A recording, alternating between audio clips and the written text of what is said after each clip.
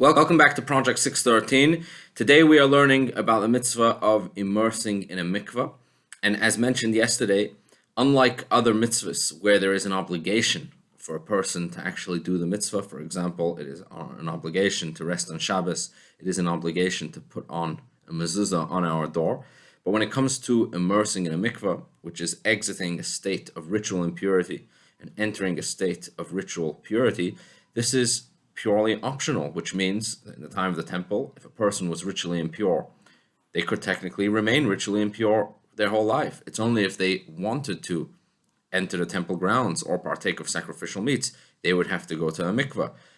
Even in these days, if a woman wants to remain separated from her husband her whole life, she technically doesn't have to visit the mikvah. But if she wants to be together with her husband after she has been ritually impure, then she has to go to the mikvah in order to achieve that state of ritual purity. So the mitzvah is slightly different in terms of that it is not an actual obligation that one must visit the mikvah. Rather, the obligation is that in the event that a person wishes to exit from a state of ritual impurity and become pure, then they need to visit the mikvah and follow all of the various details that are included.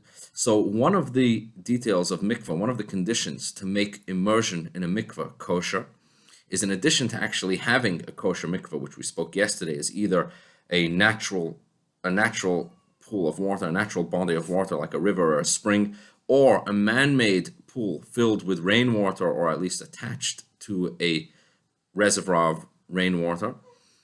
The actual immersion itself also has to be done correctly. And one of the halachot is that there is not allowed to be a chatzitza. A chatzitza means anything dividing. There cannot be anything in between the person and the water.